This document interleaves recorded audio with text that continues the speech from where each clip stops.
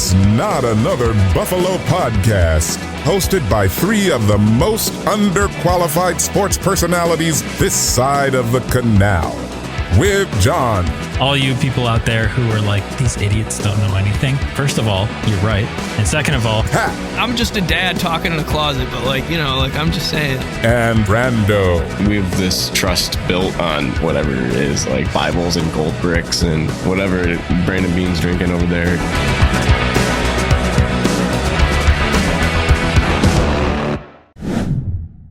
All right, welcome back to Not Another Buffalo Podcast. I'm John. I'm here with my buddy Brando. We're recording this on a Thursday evening, so I'm going to be doing double duty tonight, editing this, getting it out to you guys tomorrow on a Friday morning. This episode is brought to you guys by Small City Realty. If you're looking to buy, sell, or manage property in Western New York, you got to call my guy, Zach Korzelius at Small City Realty. And that number is 585-409-1088. 585-409-1088. So, Brando, you and I have gotten some golfing in lately. I just got back from a round. Mercifully, after 9 rounds, it ended. Mercifully. How do you feel when you finish 9 holes of golf? Do you want to play more? Do you feel satisfied? How do you feel? So this might be controversial because everyone says oh, you're just halfway there. You know, most people are like, the back 9 is the best 9. Sometimes in the middle of Tennessee summers, after 9, I'm good. Yeah. My grips aren't brand new. My hands are blistering already at that point. Everything's sweaty. Whatever sunscreen you put on, if any, at that point has totally melted off, and you're probably going to get sunburned after that. Yeah. I mean, there's relief in the shade, when there's a little bit of a breeze, but other than that, I mean, it's 85 and the humidity is higher than God knows what. It's pretty rough. And you're really hoping not to get the shade because that means you're in the woods or you're behind a tree. You know, you want to play in the fairway, so you don't want to be in the shade, generally speaking. So, well, Brando, I got plenty of shade today. But. We were just talking, and I get to play a ton. I'm lucky working at a golf course and running a golf league for my school. So, I mean, I'm at my 30th round of the year last weekend or after school, whatever day I played on. But I can't just do 9, man. And maybe it's because Rothlands has 27 holes. I've just gotten so used to playing all 27 holes. It's just, I can't get enough. 9 holes is the warm up. And then 18 after that, it's let's do it. And if I could play more after that, if my back holds up, I would do it. And it's the next day I get a little sore, but I can't just play 9. It's only 9 drives, and it's not even 9 drives because there's a few par 3s in there. So it's you're not even really, you're not full. If you hit a couple bad drives to start and you're oh, you finally hit a good one, and it's oh, this is it. It's going in the bag. We're done. Put the cover on. So I'm a big fan of playing as much as possible. I like the marathons. A couple of our buddies, you take golf trips, you do 2 rounds in a day. So 36 holes. That's pretty fun. You do it on a Saturday, Sunday. You play 50, what is that? 36 plus 36 was at 72 holes. So it gives me immense respect for the guys who do the 100 holes for charity. I think Josh just did 117 in the rain. My God, I'd be so tired after that. But hey, I mean, there's worse ways to burn calories. Golf is one of the best ways. I don't know if my watch double counts it because it's got the golf app going on and that sends info to it. But always after a round of golf, it's you burned 1,000 calories. And I'm I think it's probably half of that. It might have doubled with the information sent from the app or something like that. There's worse ways to burn 500 calories. If you drink 5 beers out there, though, you're putting them back in. Yeah. Yeah. So acceptable, right? That's acceptable. Yeah. I think you got to refuel. Yeah. So this is probably something you didn't think you were going to hear from me. Lover of beer, John Korzelius here. Huge lover of beer, all kinds of beer. I can't especially the bad ones, the big heavy duty IPAs. I love IPAs. Give me a heavy stout, anything. I'll find a way to appreciate almost anything, unless it's Bud Light or something like that. That one of those beers. But I can't drink on the golf course. It makes me so bad. Yeah, bowling, it's super juice. Get a couple beers in me. I'm a better bowler. Golf, not even close. It's a good especially discussion when it's hot outside too, and I think that's just a Tennessee thing. If it was 50s, it's a New York thing, especially these, in the winter or in the summertime. You're playing on 85-degree days in the sun. A little breezy up here though, but yeah. I'm with you, man. I can barely focus on a ball if I'm stone cold sober. You give me a couple beers on top of the heat, I'm sweating, get that little headache going, maybe get a little rumbly in the tummy. And if it's not a nice course, they don't have that nice halfway house. You're looking at the outhouses and you're like, oh, I don't know about this. And it's tricky. So this goes to my next question for you. We're going to talk about balls for a second, golf balls. I got gifted a dozen Pro V1s. Good specification there. Yes, golf balls. I got gifted some Pro V1s and I'm kind of afraid to use them. Brando, I'm in this same exact boat. I've got a box of Pro V1s in that closet over there that I got for Christmas or my birthday. I don't remember. They're pretty close anyway, but have not even taken the plastic off of the box yet because I'm like, but now I just got through 9 holes and I only lost 2 balls. And I feel still like $10 if you're playing 2 Pro Vs. I feel like I could have avoided those without being stupid. Like if I was playing a Pro V, I wouldn't have taken a big swing with a 3-wood, off the deck halfway through a par 5, But you don't want to think about that either while you're playing. You want to be focused on where's this ball going to go? How's my swing going to go? You don't want to be like, I'm going to lose this. I'm going to lose this. I'm going to lose this. You don't want to play scared, right? So right. I think it's a smart thing for me. Like I knew what I was risking when I took that swing, and it went exactly how I thought it was going to be. Snap hook to the right, into the woods. But well, speaking of losing balls, this is going to be the transition into our Buffalo Bills topic here. We're going to talk about Josh Allen losing the ball for his team, throwing interceptions. We talk about if you hit a tree in a golf match, you might hit it perfectly and it just pops out of bounds. You're like, shoot, that was a perfect shot, tricky bounce, unfortunate. I think the equivalent here for Allen would be like an arm punt, right? You have a good throw down the field that goes 60, 70 yards. The other team catches it. It's not the worst thing in the world. Like you made good contact with your swing. Like the foundational, anatomical, physiological sequencing is there, but the execution was just off a little bit. So we're looking at Josh. To catch everyone up who hasn't followed the 7-layer metaphor here through Brandon's wisdom, we're going to talk about Josh Allen's interceptions from this past year. And it'll be interesting going forward because obviously the team is going to look different. Mm-hmm. We're going to look at every single one of his interceptions from last year, the tally of all of them, compare them to a quarterback like Tua, who is not known as a turnover machine, like sometimes Josh Allen is argued to be. So really the whole premise of what we're kind of looking at is, is the number of interceptions he throws truly a problem, or can we fully defend it? Does he make up for it by being an amazing freaking quarterback? So we're going to look at that and keep going on what you're going, because I didn't want to cut you off. No, you're good. I'm thinking about how valuable it is to lose a Pro V1, how upset it is, and how valuable each possession in the NFL really is, especially when you're playing a good team and you have a balanced approach, kind of like the way the Bills played under Joe Brady. You only might get 7 or 8 possessions in a game. And I want to say the Bills under Brian Daboll and maybe even a little under Ken Dorsey had one of the highest points per possession in the NFL at one point. And when you lose those possessions, it can change the tide of a game. I know we were talking about, or maybe a Tampa game. We see the fumble early in the game, and then we see, the turnover at the end of a half sometimes, and it helps another team go double dip. And that really can increase the winning percentage for a team if they're able to score at the end and at the beginning. So the timing of the interceptions versus, if you hit a ball out on a par 5, it might not be as devastating as if you hit a ball out on a par 3. So we're going to keep this golf analogy rolling here. It's going to get a nice roll out on the middle of the fairway. I didn't mean to do that one. So when we look at his interceptions, we look at 30 interceptions in his last 30 games. We're not talking touchdowns at the moment. We're talking about interceptions. Let's break them down. All right, week 1, really bad throw against the Jets. We saw that arm punt, tried to force it to Diggs, 3rd and 8, had the running lane wide open. Remember that game? Yeah. All right, and then he had a 2nd down interception, bad throw, 3rd interception on a 3rd and 2 from your own 42. So that was a tough game. They have a good defense. They always play well against Allen. Nothing against Las Vegas in week 2, which is nice to see him bounce back, which he often does. The interception against the Commanders, 3rd and 20, arm punt down to the 19. It's like a punt inside the 20. Can't remember that one. I think that was intended for Gabe. I don't remember. I think I remember. Was that the one. bad play by Gabe where Gabe kind of left it I up don't remember. Maybe I'm confusing that with the play. There was a deep ball that Gabe caught in that game as well. So yeah. And then, Miami, he just lights them up. No picks against Miami.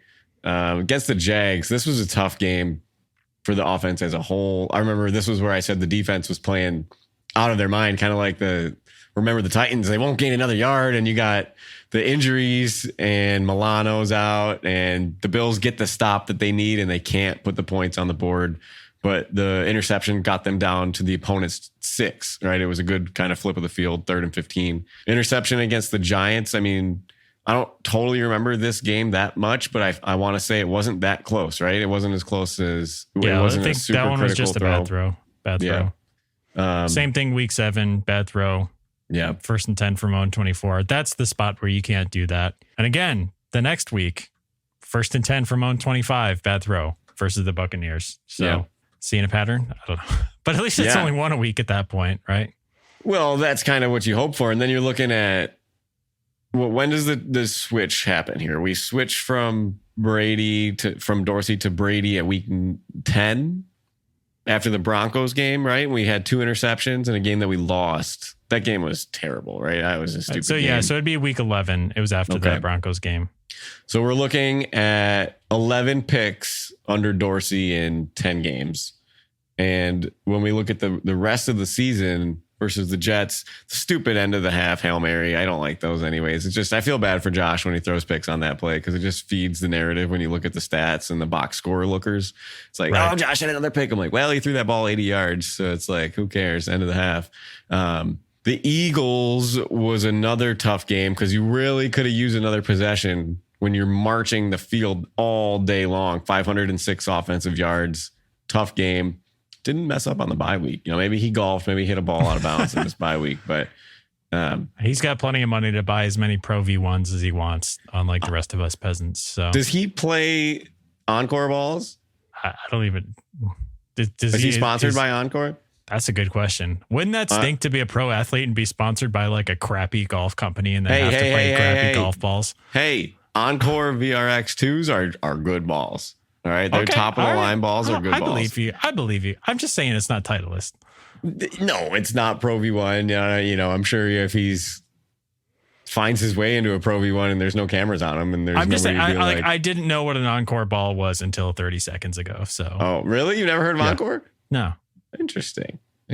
Yeah, Encore. They're in Buffalo. They're a Buffalo brand. Okay. Actually, let me grab it. Now I feel bad. They're from Buffalo. Yeah. Look at right here. I got the Encore. I take back everything I said, and I will buy Encore golf balls from now on since Mafia they're from Nation. Buffalo. I want to even say there's like some sort of donation that goes into it. I wouldn't be 100% sure about that, but I don't want to say that. Now I feel bad. But yeah, you should feel bad, man. You should feel bad. Oh my God. No, that's okay. I was thinking they were some overseas company that makes cheap golf balls. No, that's funny. All right. Well, don't take we see too Kansas seriously. City is week 14, right? One interception, still ended up in a win. Dallas, they ran the ball the whole time. Bad throw against the Chargers. Bad throw against New England. That last Dolphins game, I mean, we needed it. We needed to have that game, and he still had 2 picks that game. But 2 picks in 2 games against the Dolphins, can't be too mad about it.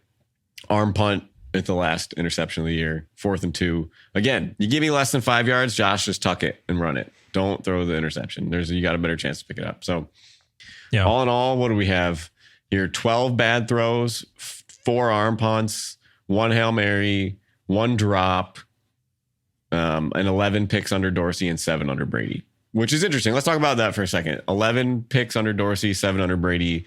We talked about the play calling percentage, pass versus run. And we saw that it shifted probably 6 or 7% more for the run with Brady compared to Dorsey. Yeah, I'm sure that's part of it. Less opportunity. So and the reduced games. So you've got, what is it? 10 games with Dorsey and 7 games with Brady. Yeah, so one less interception, I guess. That's almost like the same. He's throwing one interception per game week at the NFL. He ended up with 18 last year. I think one number that stands out here is his 1 red zone pick because he went so long without having one. right? That was a really cool stretch of time. But so anyway, we've got Tua's stats alongside here. Looking at Tua's last season, we won't go play by play down all of his picks. You know, rest assured, there's some bad decisions in there that would make Josh Allen's decisions look good. There's actually 11 including bad decisions. Yeah. I was going to say, including throws into quadruple coverage and stuff like that. Yeah. So anyway, 2 pick sixes. Yes. That's also a thing that Josh Allen doesn't do is throw pick 2 sixes. red zone, 2 red zone interceptions. I Anyway, feel like Allen's going to make the play, right? Right. Tua's not making the tackle. Allen will make a tackle. Right. So to tally up Tua's picks, he has 11 bad throws to Josh Allen's 12, 1 arm punt to Josh Allen's 4, which, you know, Tua's arm doesn't seem like a punting arm. Tua's pick, 0 Hail Marys, 0 drop passes, 7 games with 0 interceptions, which is the big difference between him and Allen. Allen only with 2. 2 red zone interceptions for Tua, 2 pick sixes, and all under the same offensive coordinator. Whereas Josh actually, you know, obviously had the switch there. Yeah. So we look at those numbers as a whole and we say, you know, there's good and bad for both of them. But the crunch time comes when you have to win games, right? We talk about close games in the NFL. The Bills have had a very interesting trend with their schedule with close games. And now this past season, Bills lost 7 games and the largest margin is 6 points, right? We are in every game with Josh Allen. I don't think they've ever really been blown out outside of maybe the Bengals game. And maybe there's the Colts. And then you look at the score of 1-score games. Now this goes back to a few different years here. So the Bills they were 2-6 as of last year. This is a Buffalo News article by Trinity. Well, it's not Trinity Audio. It's by Mark Goggin. Trinity Audio is how you can listen to the article live. Nice. So they were 7-3 in 1-score games in the 22-23 season, 0-6 in 2021, 6-1 in 2020, 4-6 in 2019, 3-3 in 2018. And then you get outside of Josh Allen's era and we're 6-3 in 2017, a big reason why we broke the drought. So that gap is super important. And what did we say? About half the games in the league are decided by 1 score or less? Yeah, just under half, 46.5%. So when you're talking the importance of each throw and where the picks are and are there points off the turnovers, Allen makes up for it when it needs to be done. And when it gets to crunch time and the team needs a play or the team needs a completion, well, we're looking at the 4th quarter stats, right? So 4th quarter QB rating, right? Do you want to go through that? Sure. Yeah. So this is interesting because it's Josh all the way. Josh is the best 4th quarter rated QB of 2023. I'd be interested to see how this goes back, but we've always kind of been on that narrative that Josh's 4th quarter clutch, doesn't throw as many interceptions in the 4th quarter. That's the quarter where he's dialed in. Usually, you know, if they're losing a game at that point, it's because he dug himself a hole and hasn't played well to that point. But 4th quarter, Josh shows up. So his 4th quarter rating is first among quarterbacks in the league in 2023 with a 104.5, followed by Dak at 96.3, Mahomes at 71.7, obviously a down year there, and Tua at 75.9. When it comes to 4th quarter touchdowns, Josh leads the way with 7 passing, 5 rushing for 12 total in 2023. Dak has 8 passing, 0 rushing. Mahomes had 4 passing, 0 rushing. And Tua also had 4 passing, 0 rushing in the 4th quarter. So 4th quarter is where the money is made as far as your quarterback, but I feel like there's a good counter argument to that as well, which is obviously all 4 quarters count on the scoreboard. Yes. So you can score your touchdowns in the 1st quarter or you can score them in the 4th quarter. It's like, obviously if you're in a 1-score game, like that matters, but you know, you're free to put up 50 points in the first 3 quarters and not have to worry about your 4th quarter quarterback rating because your backup's in or something like that, which to be fair, wasn't any of these other quarterbacks anyway this year, except for maybe Tua on a couple of games where 70 points were put up against the Broncos. But can I give you 2 career numbers here? I'm going to give you 4th quarter career, like come from behind drives or game-winning drives or 4th quarter comebacks. And I'm going to give you this season's quarterback rating. And I'm going to give you player A and player B, and you tell me which one's which. All right. All right. So player A, 4th quarter comebacks, he has 13 and he has 19 winning drives. And this past season, he has 104.5 rating in the 4th quarter as a quarterback. This other quarterback has 14 fourth quarter comebacks and 16 game winning drives, but his fourth quarter QB rating is only 70.9. So would you like to take a guess at which quarterback has the better fourth quarter stats? I was going to say, so Allen is first and Mahomes has got to be second on that list, right? Yep, but Mahomes' fourth quarter rating is approximately 34 points less than Allen. Right. At least that's just 2023, right? That's just for 2023, yeah. Yeah. So, and he has more game-winning drives and fourth quarter comebacks. But Mahomes has a little bit longer sample size. He has more playoff games. So when you look at that, it gets a little bit different. And he's done it in the Super Bowl. But in the regular season, Josh Allen shows up in the fourth quarter to the point where I would say he might be the better fourth quarter quarterback than Patrick Mahomes. What do you say? I mean, we see the Josh Allen clutch stats. I mean, there are a lot of things that Allen and Mahomes are neck and neck in. Yeah. First three quarters, Mahomes has probably got the stats. And again, this was a down year for Mahomes where, I mean, they had their clunkers. They had their, bad games along the way. They didn't have a lot of help in the wide receiver room and still got it done because their defense played lights out in a lot of situations.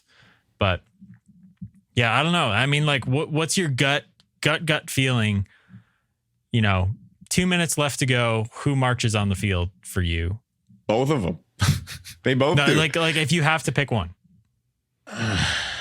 Only because I've seen Mahomes do it in the Super Bowl. If it's like week 4, regular season, give me Allen all day long. Until Allen beats Mahomes in the playoffs, Mahomes is going to own this title, I think. But I think Josh is better in the regular season. I mean, the regular season head-to-head matchups, Josh owns them now. It's not really close. It's multiple years in a row, maybe 4 out of 5. Three in a row, actually. Yeah, 3-0. Last 3 in the regular season. But again, it's the complete opposite in the playoffs. So tale as old as time. We talk about all this stuff of the offseason, and like next year, it might come down to the same damn thing. And I don't know. I just see Mahomes scampering with a sprained ankle for 40 yards in the Super Bowl. It's like, if this guy's doing it now, he can do it anytime. But I just want Josh to get the opportunity to show that he can do it too. And that's the tough part. And he did it. He showed it in 13 seconds. He showed that he could do it. He did it twice back against the wall. And the other thing about the playoff stats, you want to talk about Mahomes having bigger opportunity. The Bills have not been losing their playoff games by 1-score games either. They are blowing teams out. They blew out New England. They beat the Ravens. They beat the Colts was close, but Allen played great in that game still, and Steelers as well. Steelers game blew out the Steelers. Dolphins game was close. Dolphins game was good. I mean, Allen played pretty good in that game. I think that's more on Skylar Thompson. Yeah. But even the Houston game, he didn't play bad. He was just a little crazy, but still exciting. I mean, what can you ask him to do at that point in his career? So right. I think honestly, like, this is all narrative based. I'm not going to pull out a bunch of stats here, but like it feels like the defense is a little bit anti-clutch in the playoffs. Yes. When the offense needs a drive, more times than not, they can get it done. Yes. When the defense needs a stop, it feels like they absolutely can. And when they do, like, that's when it feels like, I mean, there was maybe 1 or 2 games last year where they really got to stop where they needed to, and it felt good, but I think of the Taron Johnson interception against Mahomes. They got their stop, right? Right. Maybe 2 years ago. Yeah. That was a regular season game. Not this past year, but the year before that. So, I think if you're taking the players side by side and you're taking the intangibles, you're taking the size difference, you're taking their speed, their ability to shed tackles, their arm strength, their accuracy, and their decision making, and their fourth quarter numbers, I think Allen has the edge because he can scramble better than Mahomes. He's faster than Mahomes. I mean, you saw what he did to Kiko Alonso. You've seen him stiff arm Matthew Judon. You've seen him do it against the Cowboys. Mahomes doesn't have that sort of highlight reel when he's rushing the ball. So if you're putting them statistically, if you just throw an expansion team in London or you throw an expansion team in Spain and you put those 2 players, different coaching staffs on a random roster without Andy Reid and without Travis Kelce, and you put like a totally neutral setting except for each quarterback on each side, I think Allen's probably going to be the guy that you take. Is that crazy? I don't think that's crazy. I mean, that argument becomes a lot easier when the results show for that. Everyone also always forgets the team around the person. I think Josh Allen is more physically gifted. So maybe you could say at this point in their careers, he still has the higher ceiling, because like Mahomes is a precision passer. His tendency to rush has gone down lately in his career. He doesn't have hardly any rushing touchdowns. He's always looking to throw and doesn't have that like crazy threat of his legs. And I really it's still there, but it's not Allen. Like Allen's getting carries designed for him. Right. But that I think makes, if it's neutral and you don't have Andy Reid in the play caller's booth and you don't have this, you just put player A and player B together. I think Allen is the guy, even if he hasn't shown it in the Super Bowl yet. Right. So give me your prediction. How many interceptions does Josh throw next season? 17. How many did he have this year? 18. All right, give me 15. You can go knock it down. Less than one a game. Yeah. All right. I think we're going to run the ball more. I think he's going to have a lot easier routes to throw to, these underneath crossing patterns. I feel like that's Josh's bread and butter, being able to fit them in. Excuse me. Even if we think of Josh. Brando can fit a burp into a podcast sentence. Sorry. Yeah. We think about Josh throwing the balls deep all the time, and he can do that, but there's such more risk involved. Two defenders can make their way over there, but with this new design offense, and again, these rushing numbers I think are going to go up as well.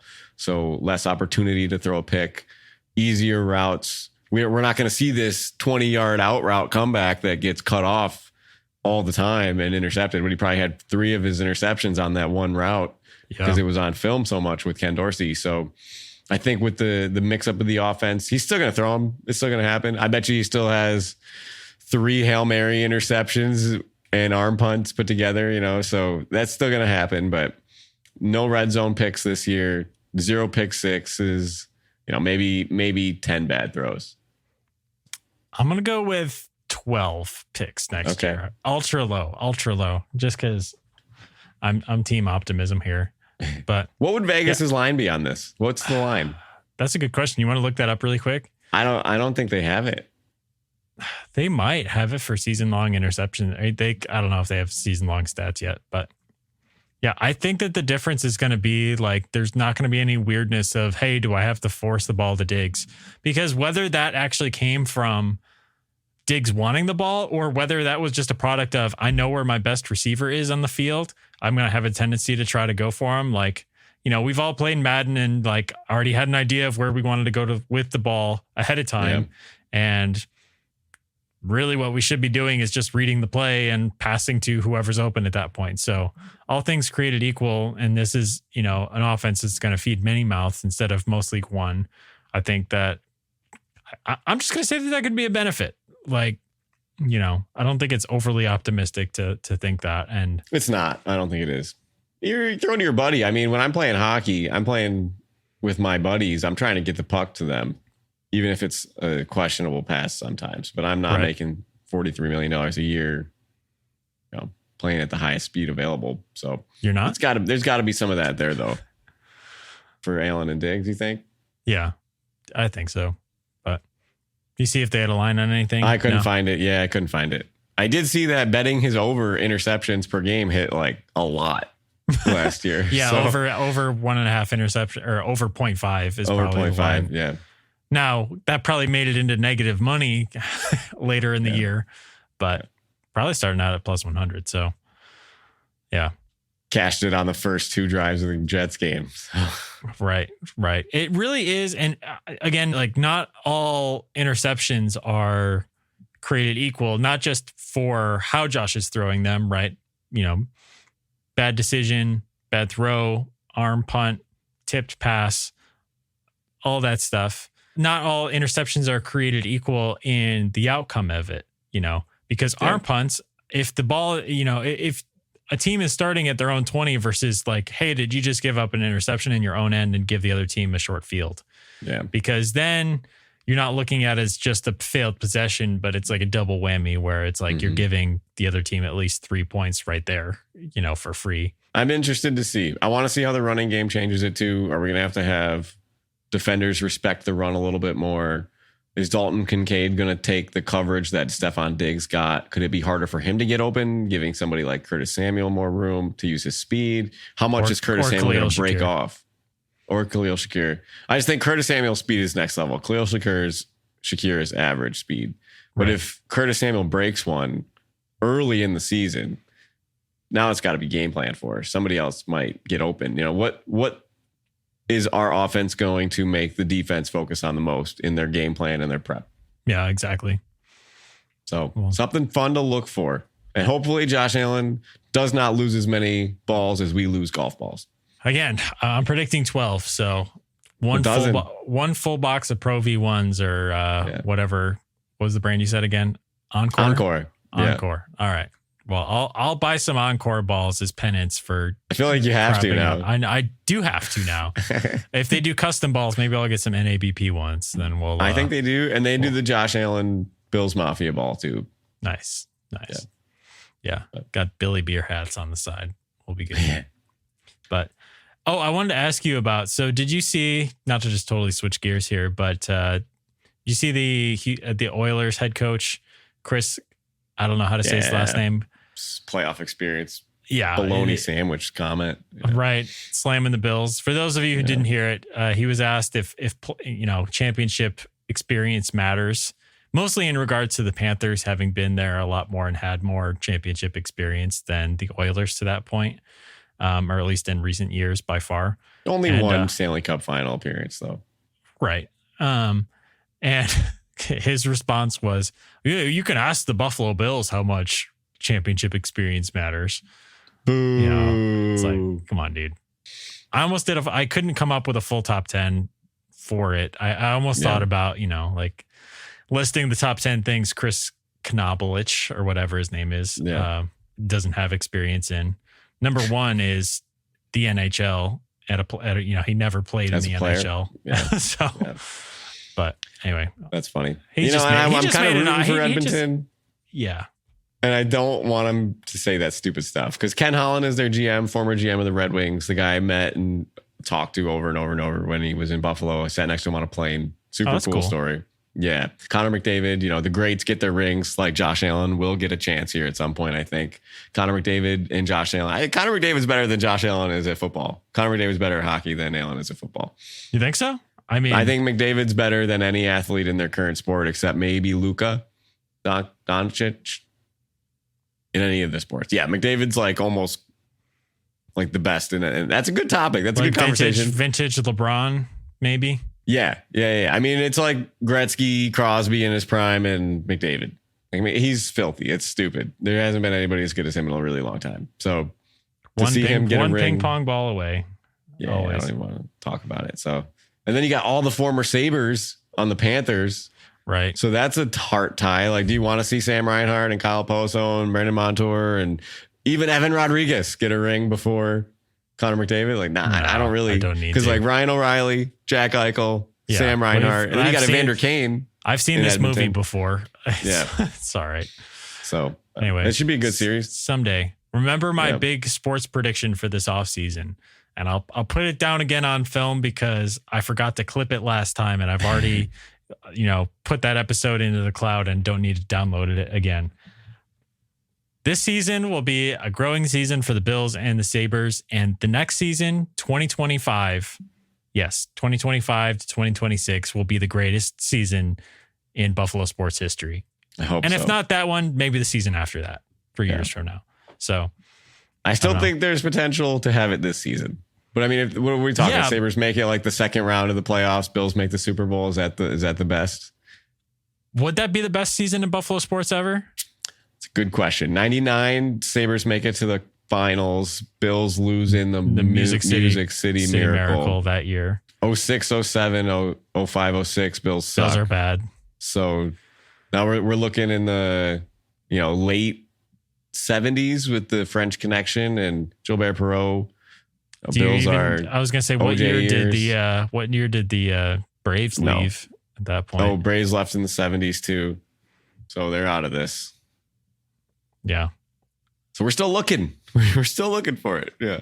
That's an interesting topic. Like, what would be the threshold? Like, what's the minimum threshold to be the greatest season in Buffalo sports history? And it depends on how much you weigh each team. Like, if you weigh them equally, then it wouldn't take that much, because the Sabres getting into the second round of the playoffs and the Bills going to the Super Bowl. Like, was there any time in the early 90s? Like, how good were the Sabres in the early 90s? Like, that, I'm looking right now. That's the bar for me, because like the Bills being in the Super Bowl is like, I mean, that's everything, I feel like, for most people in this town. But again, I know that there's Sabres fans who don't necessarily follow the Bills. But well, it looks like the Sabres did make the playoffs, and then they lost to what round? Montreal in the NHL Adams Division final. The Adams Division? Yeah. So that would have been before. I want to say that's like when Montreal wins the cup that year. I don't know. They weren't that good. They were 38, 36, and 10. So, and that was in 93. Now let's look, 92. Sabres stumbled into their playoffs, losing their final 7 games in a row. 90 to 91 is only 31, 30, and 19. And the Sabres won a round. They beat Boston. They swept Boston. And this is where they have the Mayday, Rick Jeanneret's call. And then they lose to Montreal. So Bills go to a Super Bowl. Sabres lose in the second round. You know, that'd probably be close. So well, they throw the Bandits in there. They win a championship in like 95, I think. Yeah. I feel like you can't put the Bandits on equal footing as the Bills and the Sabres. No offense to the Bandits, obviously, but just because it's obviously not one of the big 4 sports. Yeah. And they're like a premier franchise in the NLL, whereas like the Sabres and the Bills, I mean, they've kind of come around, but the Sabres are still considered a dumpster feeder, and the Bills are still a small market team. So, right. Whereas the Bandits are like the biggest market in the NLL, which is interesting. Okay, 1990 Sabres lost in the first round of the playoffs to Montreal. Sounds like they ran into their Kansas City Chiefs in the 90s. So what is the greatest Buffalo sports season? You guys should let us know. Comment. Tell us. So yeah, is that the threshold? So like it's Bills make it to the Super Bowl and Sabres make it to the second level or second round of the playoffs would tie it, right? Yeah. So what would break that is either a Bills Super Bowl win or the Sabres making it to the third round of the playoffs. Yeah. Which would be the conference finals at that point. And if you add it in with the Bandits championship this year. Right. Maybe that'd be a good tiebreaker. So the Bandits win another title on top of the Bills making the Super Bowl. But again, it's hard to argue like, oh, it would be the greatest season in Buffalo sports history if the Bills lost the Super Bowl. I feel like so much hangs on that. Yeah. Right. This is a good conversation though. This is interesting. Yeah, it's probably. I would like to hear what other people have to say. Maybe people that have been around for that. You know, the people that were fans in the 80s and 90s. Right. Because there's a couple other seasons too where the Bills were in the playoffs in 88, 89. Yeah, they got close, losing to the Browns. Right, the drop in the end zone and the dog pound in Cleveland. Right. So yeah, good conversation. Be interesting. Now, flip side of that, let's say the Sabres make it to the Stanley Cup Finals. What do the Bills have to do to make it be the championship game? AFC Championship game? Yeah. I think that's fair. Yeah. I still think you give me conference finals in both sports, definitely. Yeah. Dallas almost had it. Dallas did have it. Dallas Stars were in the conference finals and the Mavs were in the conference finals. Right. So too bad the Cowboys suck. Yeah, too bad. But yeah, all this, it gets me giddy because I can't even imagine what the city of Buffalo would look like if both teams got a championship. I mean, like 10 years apart, it'd be incredible. You know, we're just sitting here waiting for a single Super Bowl or a single Stanley Cup final to root for. There's people in their 90s saying the same thing. So maybe we'll be luckier than they are. It's really sad when you phrase it like that. Yeah. Sorry to all of our listeners over the age of 60. I mean, no offense to that. I just mean it's tough being a Buffalo sports fan. It is. But all right. Well, I think that's all we got for today. You guys know where to find us on Twitter, Instagram, Tinder, Google, YouTube, all that stuff at Not Buff Podcast. We'll keep posting some clips. Again, Thank you everyone for listening. If you haven't subscribed to our YouTube channel, like check out, we're going to have some mid-form clips there and you can see Brando's beautiful face as much as you want on there. And also Pat when he's on next week with us. Yes. So live from the closet. But all right. You got anything else? No, go Bills. Sweet. All right. See you guys next week. Go Don't Bills. lose your golf balls. All right.